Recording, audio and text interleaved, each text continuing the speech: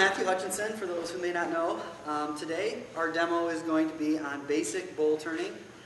So that's going to be covering the foundations of bowl gouge use, and that's what I'm going to focus on. But I'm also going to be focusing on finishing cuts and getting to your finished form. Next week, we're going to be having another demo on green bowl turning, and so talking about a little more general roughing techniques or what's involved with turning green wood will be covered there. So we're not going to worry about that today. One of the things also that I like about focusing and demoing the bowl gouge is it's one of those tools that's a little less intuitive, a little more difficult to pick up on your own and on your own time. So hopefully you'll be able to take something away from this. And so I'm going to try and distill this down to a few basic techniques. And right off the bat, I'd like to say there are lots of ways to use a bowl gouge. I'm going to present the tool in one way, just so that you can focus on the same set of rules and be able to do both the outside and the inside with the same set of rules. And so don't get hung up on the fact that you saw so-and-so using the bowl gouge in such and such a way. Yes, that's still a correct technique. I'm not saying this is the only thing. So the other thing, too, is just keep in mind, this is going to be about an hour. There's going to be a lot of information here. And so as we're going through this, if you can save your questions, if you want to jot down notes, if you have trouble hearing something, go ahead and say, what was that? And I can repeat it. But as a general rule, I'm not going to be able to use a mic. I'm not going to be able, we don't have a cordless mic or anything like that. So I'm going to try and speak up, and I'm going to try and lift my face shield and talk and things like that. But if we can, as a rule, hold everything to the end, then we can address any questions and things like that at that point. Now, one thing I always like to start out with is talking about safety, of course. So today, wear your safety glasses and your face shield at all times, both of them, when you're turning. And also, I guess, the other big safety issue with any kind of turning is safe operating speed. And there's an equation, we don't have a whiteboard or anything, but there's an equation that can help you along, which is the diameter of your workpiece times the number of RPMs is a number somewhere between 6,000 and 9,000. And that's just a guideline. That's something to tell you what is probably safe. Now, if you have a number that's close to 9,000, that's moving pretty quick. And especially when you're talking about faceplate work or bowl turning, that's moving pretty quick. So, if in doubt, always start slow. And honestly, that really should be one of your habits that you develop as a woodturner is always checking your speed. If you've got an electronic variable speed version like this, and you can just dial it down to zero before you even turn your lathe on. If you've got a belt changer, check the belts, take a look, make sure it's at an appropriate speed. Start slow. Sometimes slow may mean 400-600 RPMs if it's a really out of balance piece of work. And of course, the larger you go, slower it needs to be. Now today I'm going to be working on a fairly balanced piece of work, and again, not going to be focusing so much on roughing techniques. So we're going to try and speed through some of that so we can get to the finishing cuts and the finishing techniques. Now I've mounted this bowl blank here. This is cherry, just some 8-quarter cherry, and I've used a faceplate. There are many different ways or several different ways anyway, to mount your bowls and your bowl blanks. And this is mounted in a way where the rim is on the headstock side. So what we're doing is we're focusing on the outside first and establishing the rim in the bottom and then working out the form. And then from there we turn it around and we're going to chuck it up in a chuck, and then from there we're going to do the inside. And that's a pretty standard way of doing your bowl turnings, outside first, then inside. And your outside is extremely important. It's what you focus on because it determines everything else.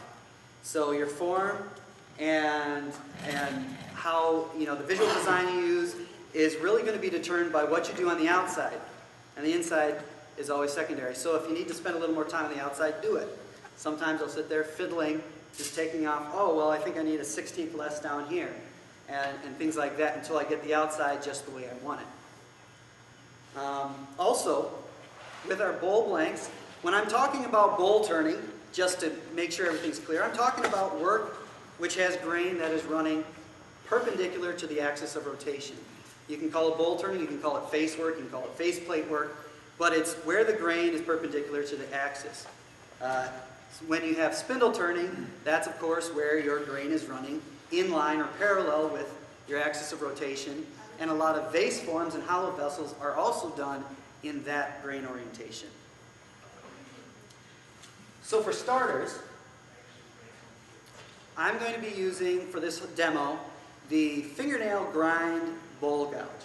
And that is a bowl gouge. In this case, my preferred version is one with what is called a V-shaped flute. And you can also get U-shaped flutes. But this is the one I generally use for most of my turning.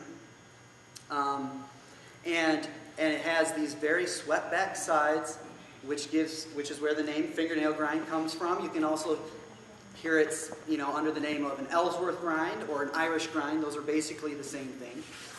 And this is a great tool for bowl turning. It's great for both, especially on the outside. It's really great for the outside of a bowl. But you can still get it to do good work on the inside. There are other tools, other bowls with bowl gouges with slightly different grinds that people will use on the inside often. But again, I just wanted to focus on one tool, one set of rules so that you can get started and approach the machine, if you're a beginner especially, or haven't used a bowl gouge, that you can approach your machine and feel like you have something to go by that'll get you a finished product. And with these, as far as the grind goes, I'm not going to demonstrate sharpening today. We're not going to worry about that either. So as we start, the basic set of rules which I'm going to use throughout this demo is, I guess I'm going to back up a little bit, and we're going to talk about the cuts and how you cut, the direction you cut on a bowl blade. The direction you cut, when you have a face that's perpendicular to your axis of rotation, like this one here, you can go either direction. It doesn't matter whether you go from the center to the outside or the outside to center. And when you have an edge of a bowl blank like this, which is basically parallel to your axis of rotation, also doesn't matter. You can go left to right, right to left. Doesn't matter. When you start to get a shape on your bowl, if it's a convex shape, like on the outside of your bowl here, you're going to be going from the smaller diameter to the larger diameter. If you're in a concave shape, like the inside, then you're going to be going from the rim or the larger diameter down to the center. So those are the two main rules that you want to focus on here. For grain direction, that is. Now when it comes to your cutting tool, the bowl gouge, I like to think of it in a couple of important ways. One, I always, for today's purposes, going to hold it at a downward angle, and you're going to tuck it into your body. And then, of course, what we always want to do is we want to use our body then to control the tool.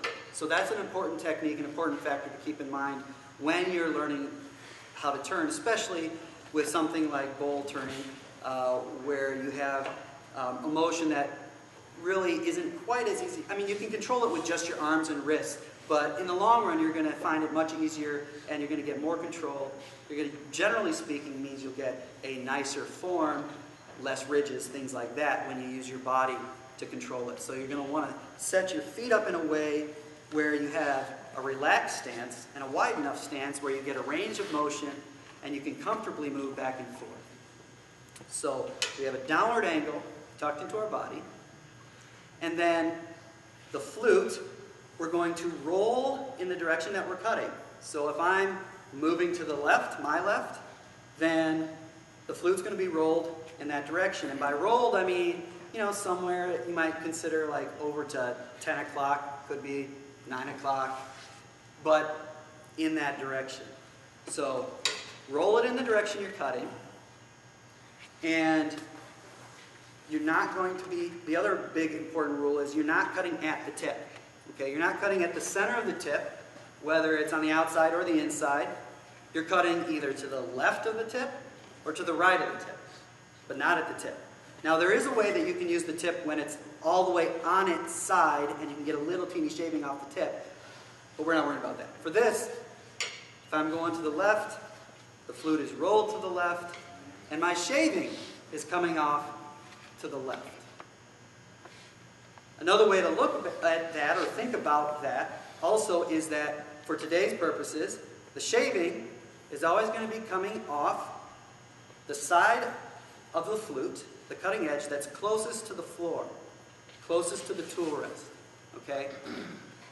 And so we're going to roll it in the direction we're cutting. We're going to take the shaving just, in this case, to the left of center. And we're going to make sure that, that we rub the bevel as well, which is another important principle. And by rubbing the bevel, I mean we need to match this grind, this bevel here, as closely to the surface that we're cutting as we can and actually get it cut. Now, when we're roughing, sometimes we purposely increase that angle a little and make it a little more aggressive just so that we can hog off. But when we're talking about the best cut that you can get, the cleanest cut that you can get, we're talking about rubbing the bevel, matching the surface as closely as you can, and still taking a shaving. Now I'm going to start to demonstrate here, and I've already tested the speed, and we're going to be going through the roughing technique fairly quickly so that I can get to the finishing cuts here.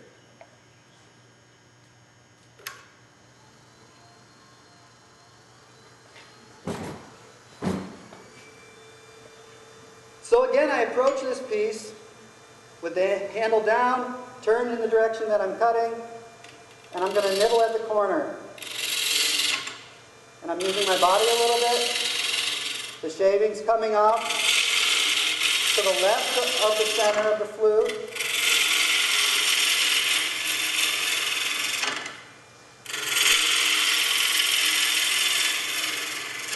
And obviously, because this is very balanced, and it's round, I don't have to worry about a real rough cut, and I'm not bouncing all around. I've got about 1 inch of distance. I certainly don't want much more than that, so I got to move up my tool rest before I proceed.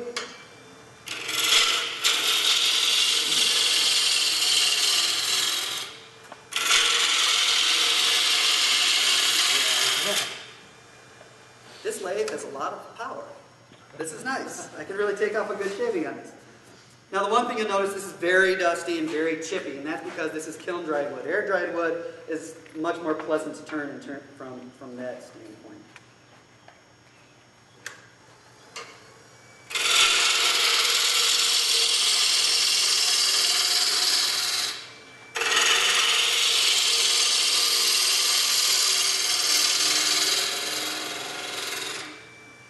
Okay. Now, before I get too far, the next thing I need to do is I need to clean up the rim, clean up the foot, and this helps us establish exactly the 2 points between which we can work. We know our limits then, and then we can set the form, we can determine what kind of foot, if any, we want to put on it, things like that.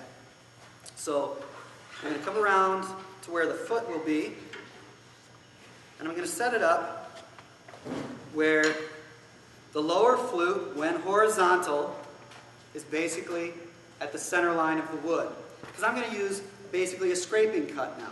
So I'm going to be rolling the tool completely on its side, completely horizontal. And again, I'm not going to be cutting at the tip, and nor am I going to be using the entire broad edge, but I'm going to be using a small section. And I'm going to be scraping along this foot to true it up. And again, because this surface is perpendicular to the axis, I can go both directions, it doesn't matter. And right now, because this is going to be the tenon especially, I don't really care about how clean the surface is right now.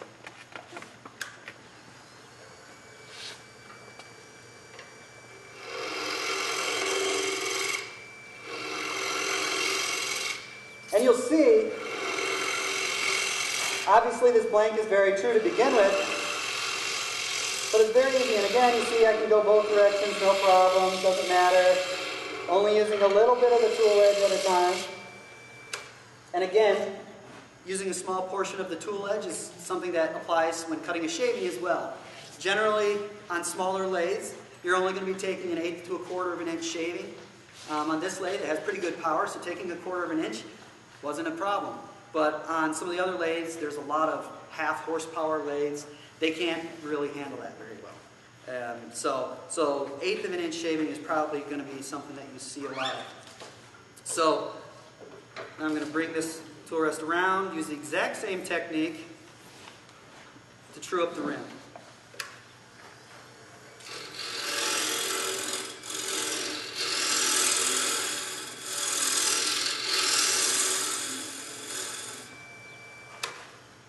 Okay, and I can tell that I've cut all the way around. It's clean enough for me now. I know where I'm working, or I know where the rim's going to be. I know what my limits are.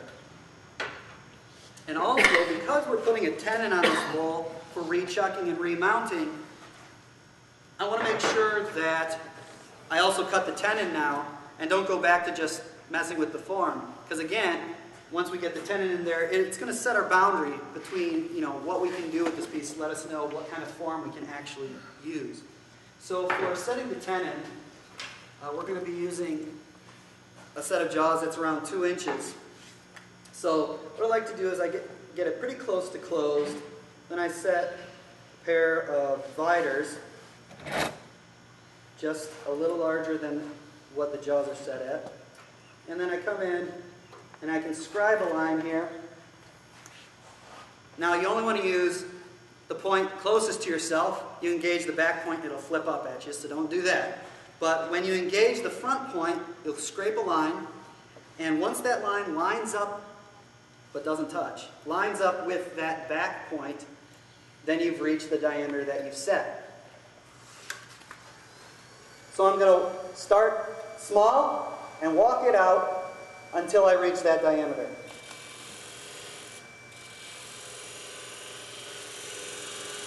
Okay, there we go. That's a hair bit bigger than the diameter, but that's okay. So now I'm going to use that setting, and there are several different ways that you can establish the foot, the tenon, rather. But I'm going to go back to the bowl gouge, clean a little bit away, and then true it up with the parting tool in the tight corner.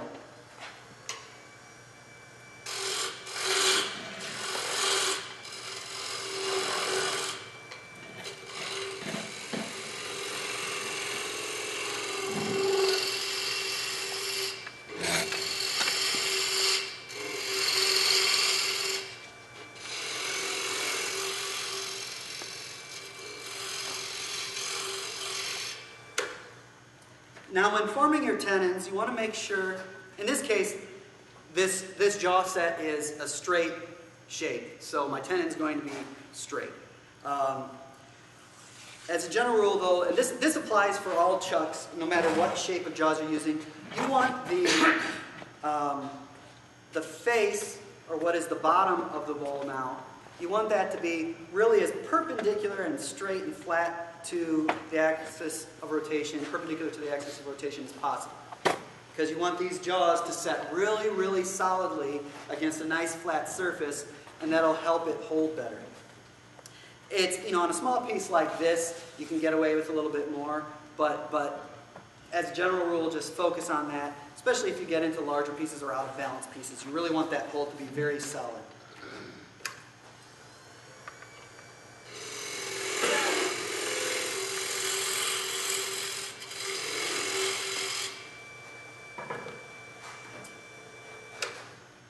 Now I'm just going to true this up a little bit with a parting tool, so I got to set my heights a little bit different so that it comes in at the center. So that's good. That'll give me something to clean this tenon up without a problem. Just come straight in at the line that you scribed.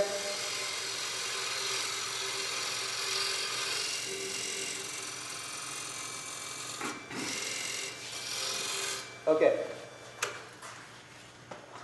We've got a good tenon. And now we know where the bottom of our bowl is. And what I'm going to do now is I'm going to put a little foot on it, I'm going to start working it down, and then we'll talk about finishing cuts.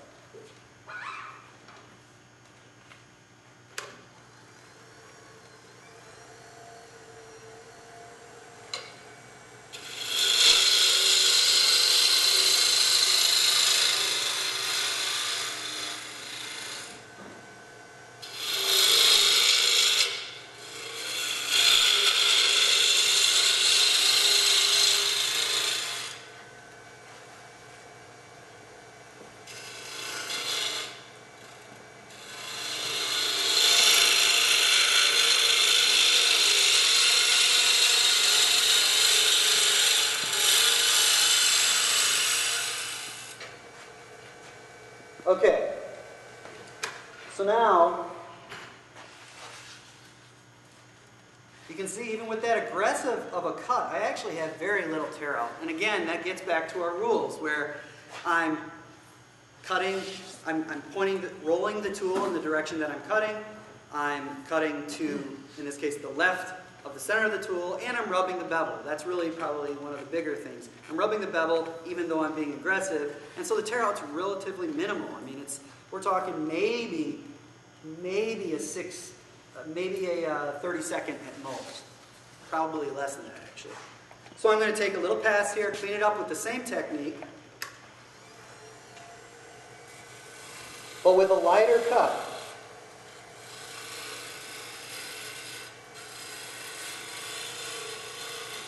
And I've dropped the handle down a little bit more so that I get a little higher angle of approach, gives me a higher shear angle. Sometimes that gives me a little cleaner cut then.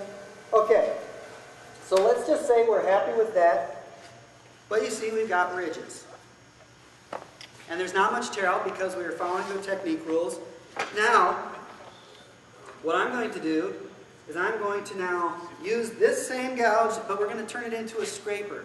And we're not talking about a scraper on its side like what we were doing on the tenon in the rim, but we're going to be putting it at a shear angle like this on our workpiece, and we're going to be using the broad edge, but because we're using it as a scraper, we don't have to worry about using too big of an edge because it's not actually cutting in the same, shearing sense that we were before.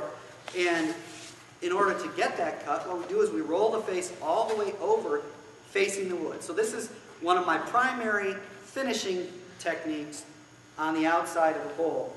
And by rolling that face over, you can actually control it. Sometimes I do have to switch sometimes like this and go offhand for me and put it in front of my body to swing around.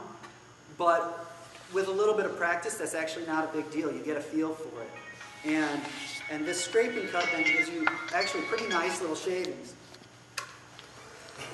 So I'm going to start, again, the flute's closed, and I'm going to be using the left-hand flute when you look at it, which when flipped over is the right-hand flute.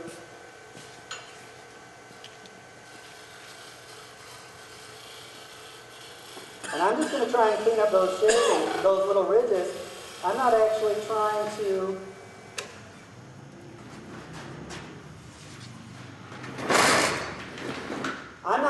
trying to take major cuts with this. I'm just trying to clean up the surface.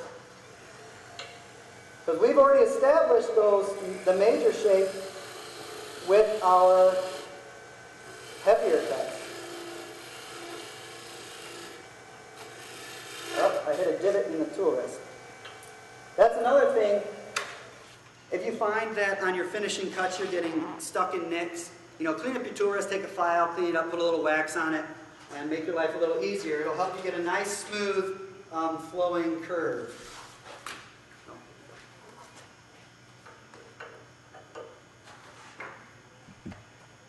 And that was just beeswax, but paraffin's just fine too.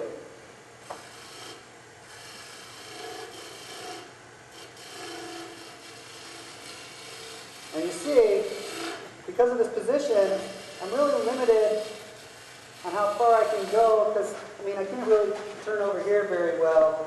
So that's when I usually reposition, and I sometimes need to bring the tool rest a little more parallel to the bed for this.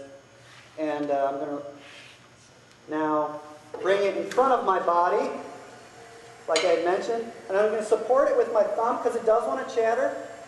And so you've got to help control that by 1, going slow, 2, taking a light cut, and then giving it a little support with your thumb, just like so. But you've got to keep your fingers, again, keep everything away from over the tool rest.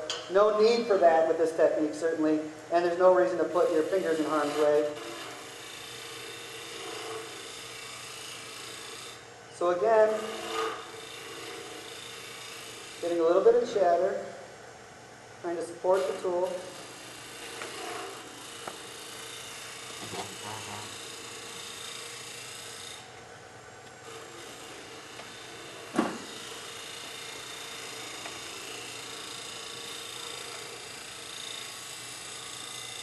again, I'm using my body to control the tool.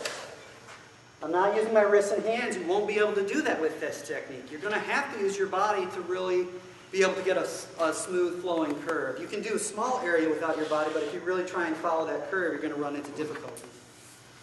Okay, it's pretty good. I've got one little area here, so I'm going to come back and work on that just for a second. Going to be a little more aggressive. And it's chattering because I'm really extended over the tool rest and I'm using kind of a odd, aggressive sort of angle of approach. But that's just to get through this. Okay, so now we're at the point where we probably are thinking about sanding.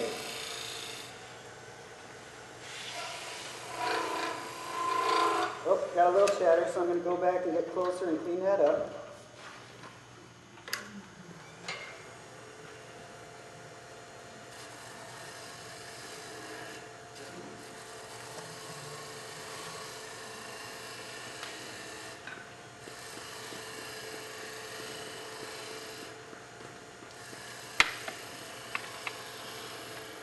And you see there, you can't see from there, but what happened was I went from a standard cut where I had the low angle and I had, was taking the shaving off the left of the foot. I transitioned from that and went directly to a scraping cut.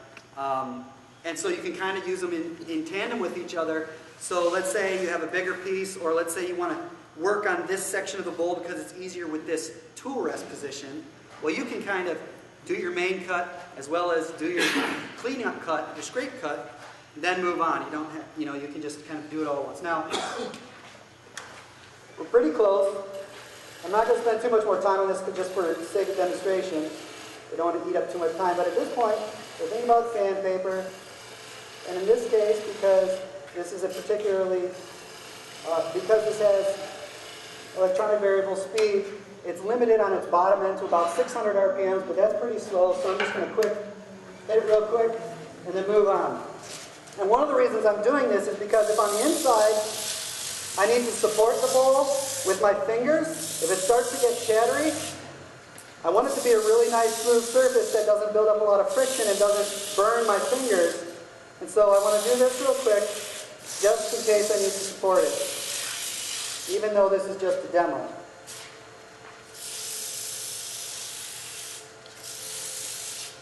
Forgot to turn it down. Okay.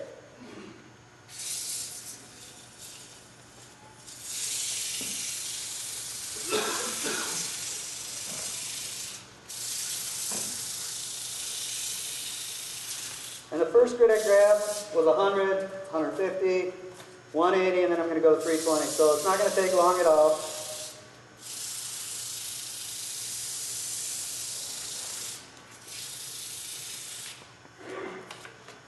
Now this lathe has reverse, so theoretically you could go in reverse as well, which sometimes helps to shear the fibers when you go in opposite directions like that.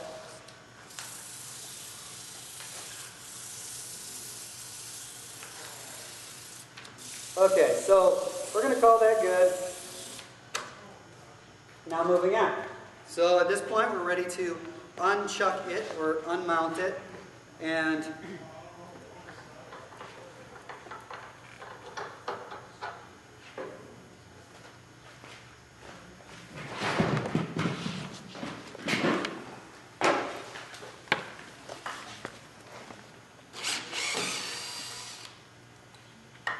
now one thing also to keep in mind is if you're having, at any point, whether it's the outside of the bowl or the inside, if you're having trouble with getting clean finish cuts, or let's say you have a really, really figured piece of wood, and for whatever reason you're having trouble cutting those figured areas without getting massive tear out, a good technique to employ is grabbing some water and applying like a little bit of moisture to the surface. It helps soften those fibers, and it also lubricates the tool, but it's really nice and very frequently will get you through those trouble spots and get you a much cleaner cut. So consider that. Consider using water to dampen the surface when you have tricky grain like that. Or when you're thirsty, you can drink water too. All right, so Now this is a one-handed chuck, meaning I can open and close it with just the use of one hand, which is pretty nice at times. A lot of times I'll have a chuck mounted on the lathe and I just plop stuff in there. But today, I'm just going to set it down flat, make sure the jaws are setting really flat on that surface. Tighten it in snug. I'm not worried about reaming it down at this point. Now I mount it. And now I'm going to snug it up a little bit more. In this case, I had around a 3/16 inch tenon, which for this type of bowl and this size of bowl should be more than enough to hold it.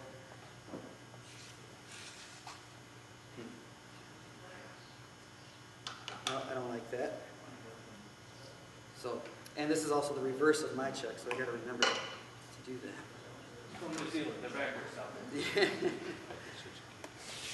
Okay, so now with these four-jaw chucks, they're self-centering, so, and they also have a really good hold, and sometimes you don't have to do, say, opposite side screws to ensure the hold, but I like to do it just as a precaution, make sure everything's tight and snug. Okay, so now at this point, we're going to be doing the opposite of what we were doing before, obviously. The technique now is larger diameter to smaller, because we're going to be making a concave surface. For starters, you can go either way. You can do a scraping cut in the middle. You can kind of dig out from the center outward. But once we start to get in a little ways, you're going to want to switch to that rim down to the bottom technique. Again, same rules apply. We're going to get a downward angle if we can. Obviously, our lathe bed is going to get in the way a little bit. But then we're also going to roll the flute in the direction that we're cutting. And our shaving is going to be coming off of the flute that's closest to the tool rest or closest to the floor. There are other techniques to use here, but keep that in mind. And especially important on the inside is keeping that flute rolled in the direction that you're cutting. What I see very frequently in classes is people will start that way after I've demoed for them, but then eventually just from the way they hold it or natural body mechanics or whatever, when they start to get deep, somehow their tool creeps its way with the flute up again. And what happens is they transfer the shaving from the right flute over to the left-hand flute, and their tool isn't in the right position to be doing that, and it'll get a catch. So if you roll your flute in the direction that you're cutting, it'll help solve some of those catching issues, and just always maintain that. Now when I say rolled over, again, I'm not saying all the way so that it's 90 degrees up and down, but really somewhere in between, you know, half roll or 45 or 3 o'clock or whatever you want to call it, 2 o'clock. So keep that in mind. So I'm going to start. You can use a scraping cut like what we used on the foot to get it started. You can do that. You can pull from the center initially, but you got to be careful, because if this broad edge contacts a big surface, smacks that surface, you're going to catch also, because it's like a big chisel smacking the wood. So you've got to be careful if you're going to use this. But sometimes I'll use it just to get some wood out. Of course, if we're going back to our technique that I was talking about, this is the technique that I'm going to use again.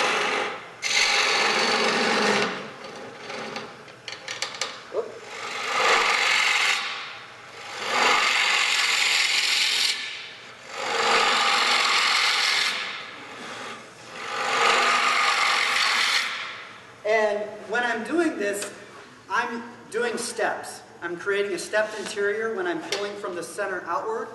That way, by not pulling all the way back to my previous cut, I don't have to worry about accidentally engaging too much of that edge and smacking a big broad surface on there. So this inside surface is stepped down deeper and deeper, and then I can move my tool rest closer. You might have to go to the other tool rest. And now I'm going to go back to the rim to bottom technique. So again, pointing in the direction that I'm cutting. And you see, it's really difficult to use your body at this point. The bed is in the way, the stand is in the way, so you have less control with your body weight, which is one of the challenges of working on the inside of the bowl, because your body really adds a lot of control, and not being able to use it can be problematic.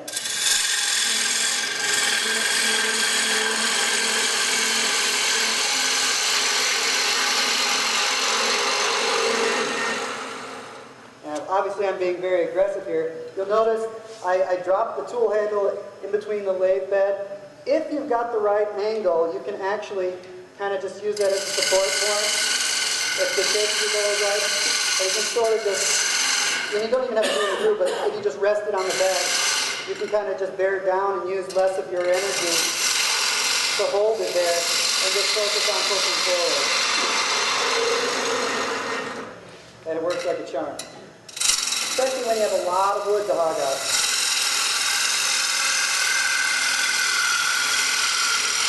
And this lathe is holding up beautifully under heavy cuts. Now I'm getting out of position. Again, don't forget the principle. I'm being kind of aggressive there, but don't forget the principle too of rubbing the bevel. That's still critical. So I got to a point where I was way not rubbing the bevel. So I need to bring that back around at the bottom of the bowl and start to rub that tip, rub that bevel. Again, the shaving still coming off of the side of the flute that's closest to the floor. Now, one thing to keep in mind, at the center of the piece, on the inside, you're going from a high surface velocity down to a very slow surface velocity. And that is one of the challenges also of turning the inside of a bowl, is you have to slow it down when you get to the center. You have to, because the wood isn't cutting as fast, the velocity isn't as fast, and if you get too aggressive, you do get fuzzing, you do get a weird kind of tear out, if you will. I like to call it fuzzing, but it's not as clean of a surface. And so you got to be very aware of that. And so your pace goes from fast to slow. And just let the wood come to the piece. Let the tool do the cutting. Don't force it. And that's one of the, and that certainly is one of the things I've noticed a lot with inexperienced turners or beginners, is that their pace, they're in a big hurry. You know, let the tool come across the workpiece slowly. You know, you're never going to have worse results from going slowly. And the reverse is true. The faster you go, the more likely it is that you're going to have problems. You're going to struggle with the tool more. You're going to have a worse surface texture as you go as well. So just slow it down. Take your time. Enjoy. And now that it's into my body at the bottom of the bowl, I can support it with my body. Getting a little bit of chatter. And keep in mind, sometimes the chatter you hear isn't your workpiece, and sometimes it isn't even the tool. Sometimes it's your tool rest. Okay, these tool rests are pretty light duty. It doesn't take much to get them moving. So there's several different factors that come into play when you hear those sounds, that little hum, that vibration, which is the chatter.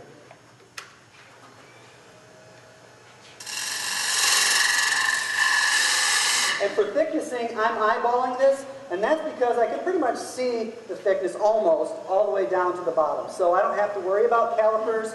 I don't have to worry about an exact thickness, because I really can see it, and I'm going to be able to feel it. It's deep, it's not so deep that I can't feel between my fingers all the way down to the bottom.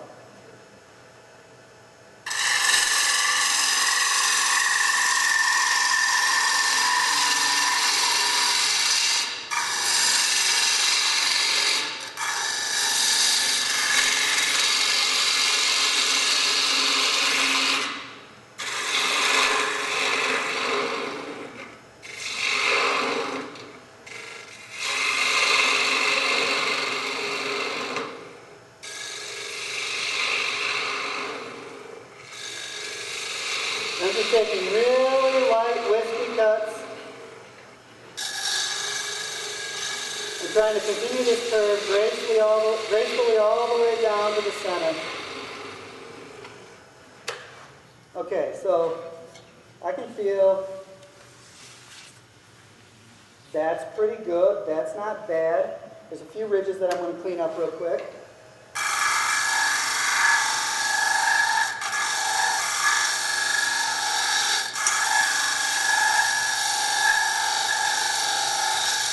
Okay. Yep, getting a little chatter here. The wood's probably flexing a little. Okay, so now at this point also I'm going to focus on the rim. Now, I'm going to clean up the rim and kind of give it a little back angle. And that back angle is the same as a convex surface, like what we were doing on the outside of the bowl. So you're going to use the same positions, the same technique for doing that rim. Now, right now it is perpendicular to the axis of rotation. So at this point, I can go either direction. But let's say the rim is curved, like if you're setting your bowl flat on the table, if your rim is curved like this, then at the apex, you have to figure out which direction you're going to go. And of course, you're going to be going down to the smaller diameter in both cases. So you're going to want to blend that curve by starting at the apex and going around to one side and down to the other, if you're going to do that shape.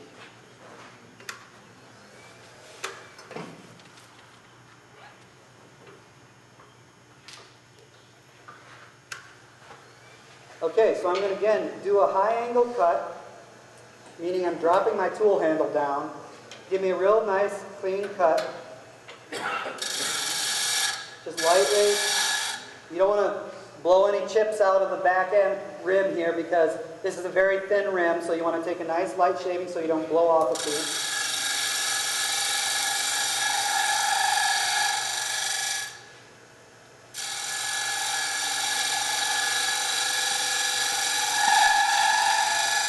And that's chatter. The bowl side is moving just a little bit. And now I'm going to do a high angle shear cut. So again, I'm closing the face all the way down and just using the right hand or left hand cutting edge, glancing that across the surface, trying to support it just a little bit.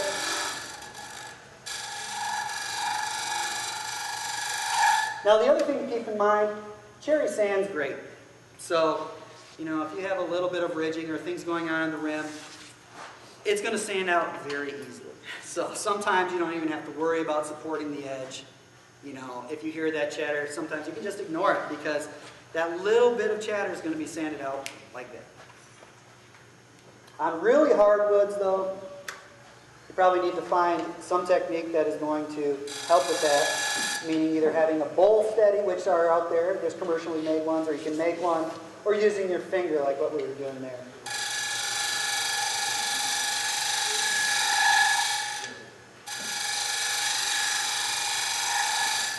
Now in my bowl turning, I really like to drop that rim down. I really like to bring that down to help sort of almost, I don't know, invite you into the middle of the bowl. It doesn't seem as closed off. If you have a perfectly flat rim, sometimes it doesn't look right if there's some amount of broadness to it. Like this one, I would say there's a certain amount of broadness to the rim. You know, if you're talking about thin-walled vessels, like Ralph was showing that walnut, those walnut pieces, you know, yeah, I don't worry about it. I mean, those obviously look great without any kind of rim treatment because they're thin and it looks good that way. Now, one thing, you know, that's good enough. That's really good enough. Now, I've got a little bit of cleanup to do right here, but again, you hear that chatter. In cherry, I'm not worried about it. If this was another wood again, I would support the piece by anchoring my hand on the tool rest and giving it support. And that's, again, getting back to the reason why I made sure I sanded it very fine on the outside. And that's because if I need to use my fingers, I want it to be a very smooth surface that's going to not build up too much friction and burn my fingers. But again, the pressure you're applying with your fingers, the back pressure, isn't a lot. It's just enough to support it just a little.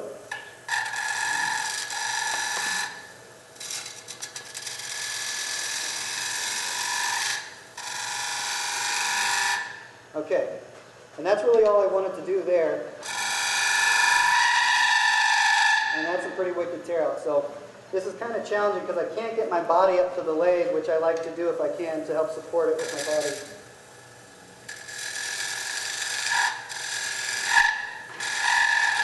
Okay, good enough for now. Now, what do we do when we have ridges on the inside? We have, quite a bit of small ridges, nothing bad. In this case, because it's cherry and there's not severe tear out, you could actually probably just sand it and just be done with it. But there are some ways that you could make your life a lot easier, taking out some of those ridges here with using a negative rake scraper. I prefer not to use a scraper that has a burr on it. One, I haven't developed a technique for it, but also in bowls, they tend to be very tricky. And whether you use them at a shear angle, which would be cocking it at an angle to give it a downward shear, whether you do that or not, for me personally, I haven't had the greatest luck on the end grain, because that's the snagging part. Because you have end grain coming around every 180 degrees, and that burr really kind of, you might say, lurches. If you catch too much of that burr, it'll drag you into that a little bit, and so it gets tricky. And I know Tom Sampson was at the mentoring demo before, and he was showing how to use it, and he might be a good one to talk to about how to use it properly. I haven't done that technique much. So what I'm using is what's called a negative rake scraper, and that is one that has a back bevel, a top angle to it that's downward, and what that does is it basically doesn't give you any way to catch anything, because there's really nothing to catch. Your cutting edge is coming in perpendicular to your surface. There's no way for it to engage the wood in terms of a shear cut, and so you don't have to worry about really getting any kind of catch. So, and the most important thing to keep in mind with this, though, is this is only for light surface cleanup. You will not get good results if you try and take a shaving, like a real shaving with it. Any weight that you push into the wood will result in tear out. Okay. The other thing is it dulls very, very quickly. And by very quickly, I mean sharpen it every 30 seconds. Okay. And that's the only way you're going to get a reasonably clean surface. And it really isn't going to work on softwoods either. So it's a little limited. So keep that in mind. But the advantage of softwoods is if you have a little bit of tear out, usually they sand out pretty well. But with the bowl gouge, theoretically you should be able to get a tear out free surface. So this is coming in with this sharp edge at the center line. Okay, I'm a little bit low right now, so I'm just going to raise it up a hair.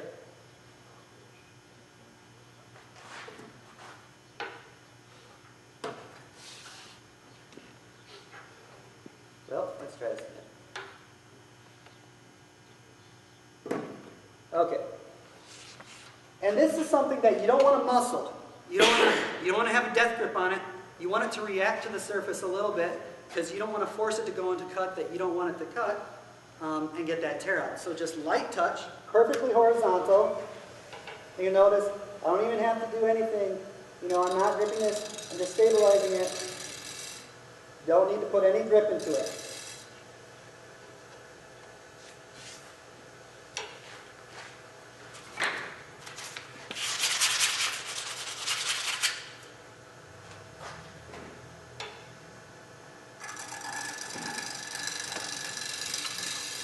This is going to perform best towards the bottom of the bowl as well.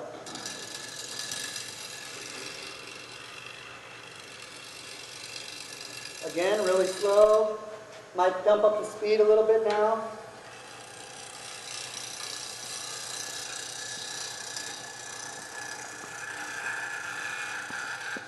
Now at the rim, I'm going to go especially light. And again, you're only engaging a very small portion of this tool at once. You'll see it is taking off little shavings. So it does help clean up a little bit. Again, hardwoods perform pretty well with this tool. It's a pretty nice job. Now you might be saying, that's great. Maybe I don't want to go buy a tool for this. A lot of us, and that's doing a pretty nice job, and really, only a little bit of tear out. Again, cherry sands very well. The very small tear out this creates in a hardwood generally just gets sanded through with your first grit right instantly. So keep that in mind. Sometimes that's not satisfactory though, depending on the wood. Like if it's maple and you get a little bit of tear out, tear out. And hard maple is a lot more difficult to get out than others. So in general, I'll say try and get as good of a smooth, ridge-free, perfect surface as you can off the bowl gouge. That's what I generally try and do. I try and avoid using scrapers at all costs.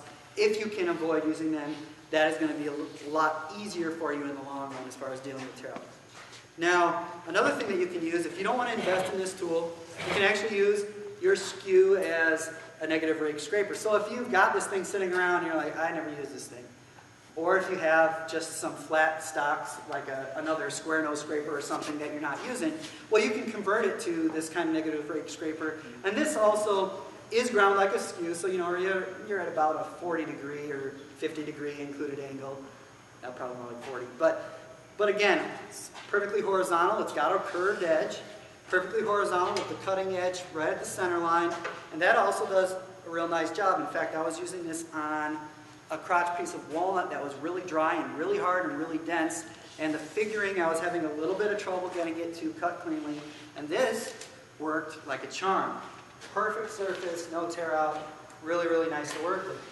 And another thing you can do, this one right now is straight off the grinder, you can hone it, give it an even finer edge, and it does really nice.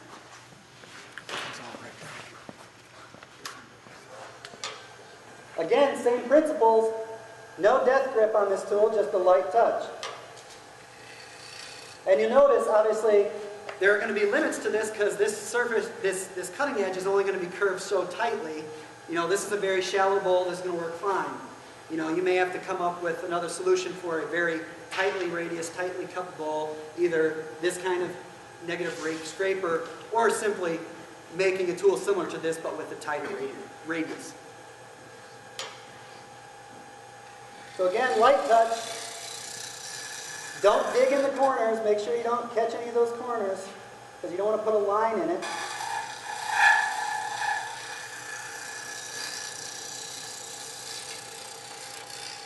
And now I'm just going to be going from the rim down to the center. Oh, getting a little chatter there. Slow it down. Support the tool. Again, this edge isn't going to last very long, so keep that in mind. You might have to sharpen it really frequently.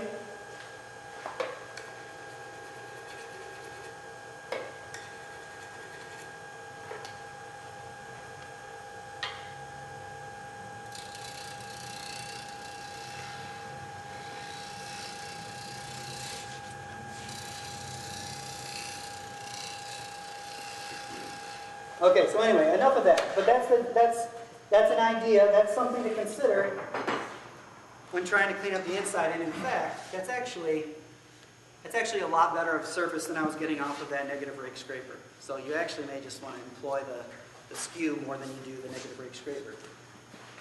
So I'm going to just quick hit this with sandpaper and move on.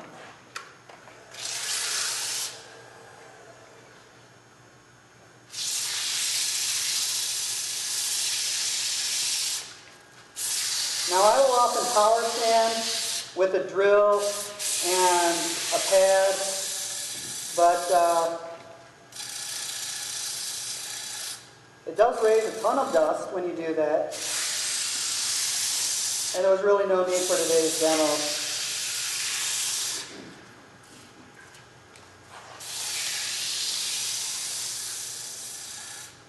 Okay, so now we're coming to the point where we're considering, the foot. What do we do with the foot?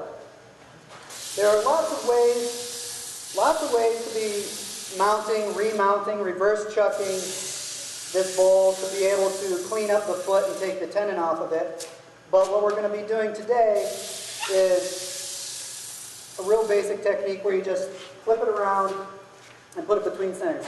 And you know what? I forgot to mark the center point, which I always do. You're supposed to mark the center point and put a little dimple on the inside of your tenon. Okay, so that's really important, and I neglected to do that today. But when you're making the tenon, make sure you put a little dimple right at the center point so that when you reverse chuck it, you know exactly where the center is, and it's going to be very true and concentric for cleaning up the foot at that point.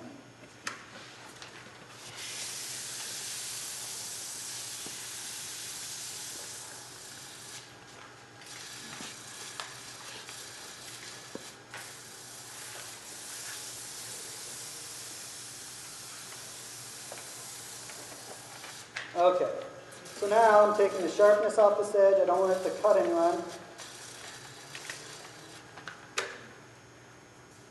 Okay, good enough. Now, I'm going to see if I can get this off the lathe. Okay. Getting a little dusty. If you are going to take it out of the jaws on the lathe, make sure you've got a hold of it. And also, if you're not going to take it out of the jaws while it's on the lathe, keep in mind that when you take it off, this thing's very heavy. I've noticed students when they're first getting used to it, they take the chuck and bowl off together, and boom, and they dent the side of their bowl or something. Okay, so that's that. And, well, you know what? I didn't need to take that chuck off, because what I'm going to do today is I'm going to use this guy. Yeah, I'm just going to use this guy. We'll call this close enough. And so what I'm going to do, I always have blocks of wood like this laying around. I always save them because I use them for reverse chucks like this, reverse chucking. And this is called a friction chuck. So friction is going to actually be the only thing driving it. So what I have to do real quick, it's obviously not true. That's why I brought my spindle gouge, because this is a spindle grain orientation here.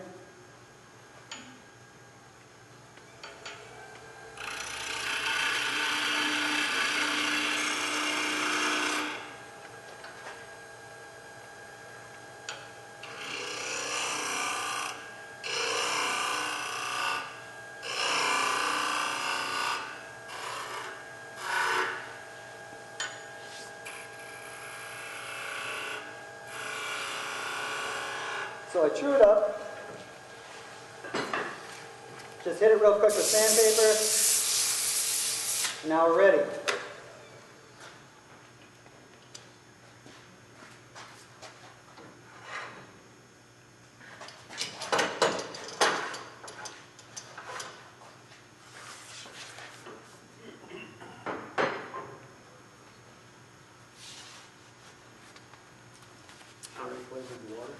What's that? Yeah, not yet actually. I'm surprised there's not that many shavings in here. Okay, so getting a little ahead of myself again. Grab your paper towel. In this case, you can use cloth, t-shirt, whatever rag you have laying around, as long as it's clean. And you know, I just fold a few layers over, depending on what I think it's going to need. Don't need too much. Just enough to give it a little bit of a pad. And of course, in this case, I forgot to mark the center, but there is actually a center there because, you know, when I was scraping it, you can follow the ridges and you can find the center pretty easily. So it's not a big deal in this case. Oops.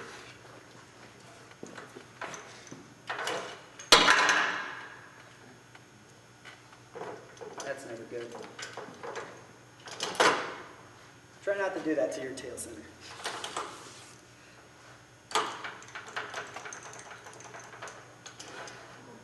Okay, that's good. Paper. Oh, thank you.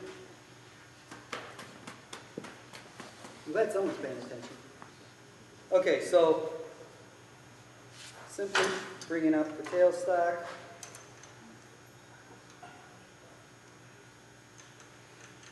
Okay, and on the foot here, perfect concentricity isn't really a big deal whether it's perfect or not in most cases. Let's see what happens when I slow it down. Yep, so that's a little bit off for sure. And this again is why you mark the center.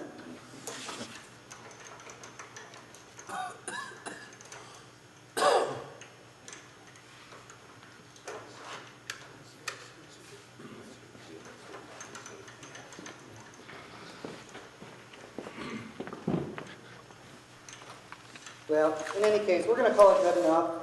I'm not worried about it.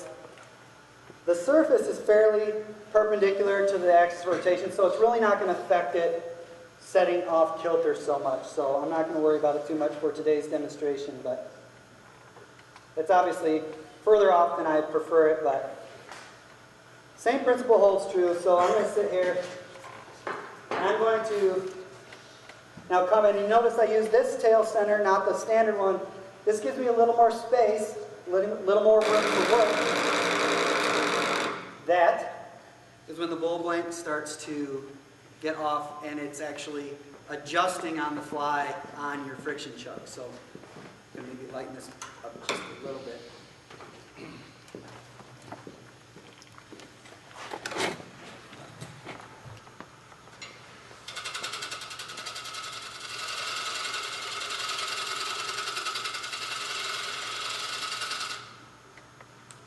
Okay.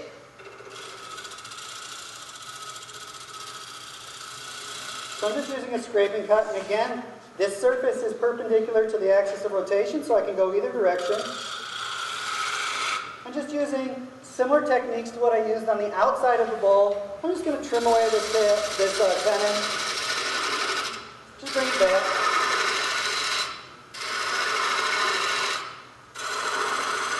And what we're doing is we're going to take it down. We're going to leave a little nub that's being supported by this tail center here. And we're just going to leave that nub, but we're going to take this down and make a concave surface so that it'll set nice and flat.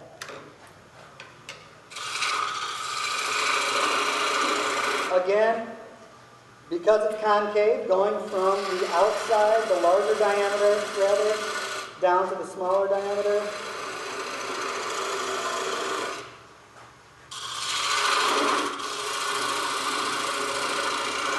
Again, it's only being held by friction, so if you try and be too aggressive, you could run into trouble. And the other thing is you want to make sure that you take the light cut for another reason. You don't want it to somehow come off the lathe. And if you don't have a cup center, which is what this is, if you just have something that has a little point on it, I guess my other center's in the box, but if you just have a little cone center, you only have one point holding it, so when you're reverse chucking it with this method, just make sure you don't get too aggressive, because if it hops off that point, you're probably hopping off the lathe.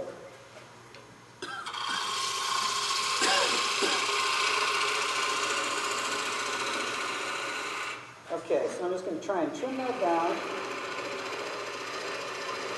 Get it a little thinner. And at this point, I'm just going to make sure everything's nice and clean. Take one more last little light shaving. Using the same principles, glue rolled over in the direction that I'm cutting. Okay, so I'll just do that. And then again, I'll do a little sanding. Now what I like to do is I like to do my coarse sanding and get down to some finer sanding.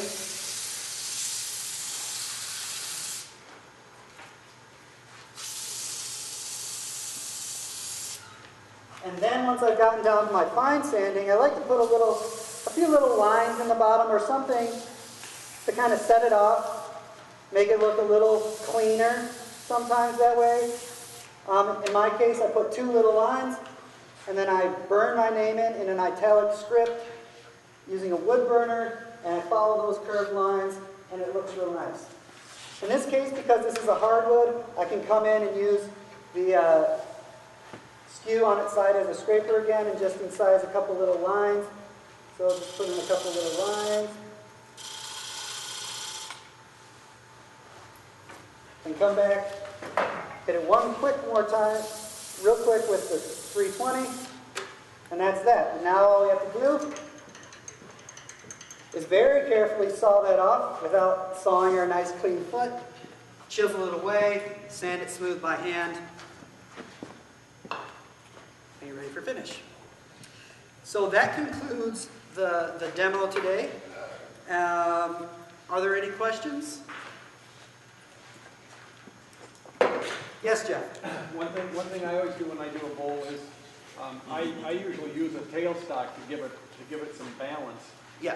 When you start at the foot, and then of course you've got that little hole, and I never have to remember because I'm not really good at remembering anymore. So Right. just when you're putting a piece on, and especially when you have a larger piece, you might be using a spur to drive it rather than a faceplate, and you need that for support. So that's just a nice way to Right. get a little point. Right. What he's saying is when you're like roughing out the bowl blank, say, and you're doing everything that I did with the faceplate but between centers, that tail center automatically creates a dimple. So you don't even have to worry about it in that case, if you're not turning away a lot of material at the foot. So You done? I think we're done. Questions?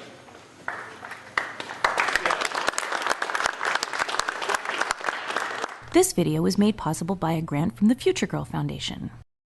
This video was made possible by thousands of private donations from members and viewers like you. Please visit thegeekgroup.org for more information on how you can donate and become a part of our dreams of Avalon.